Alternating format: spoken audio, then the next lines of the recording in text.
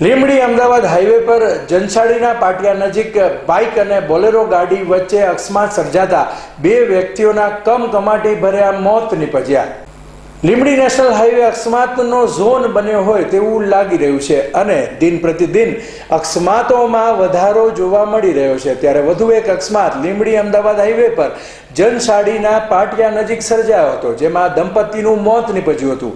જેમાં મળતી માહિતી મુજબ મરનાર રાઠોડ મોબુભાઈ કેહુભાઈ ઉંમર વર્ષ 57 તથા તેમના પત્ની કમુબેન અંદાજે ઉંમર વર્ષ 48 જેઓ લાઠી દળથી કોઠા તલાવડી બેસણામાં જઈ રહ્યા હતા। તે સમયે લીંબડી અમદાવાદ હાઈવે પર જનશાળીના પાટિયા પાસે પહોંચતા બોલેરો ચાલકે અડફેટે લેતા અકસ્માત સર્જાયો હતો, જેમાં બંને પતિ પત્નીને ગંભીર ઈજાઓ પહોંચતા સારવાર અર્થે 108 એમ્બ્યુલન્સના મારફતે લીંબડી સિવિલ હોસ્પિટલમાં ખસેડવામાં આવ્યા હતા।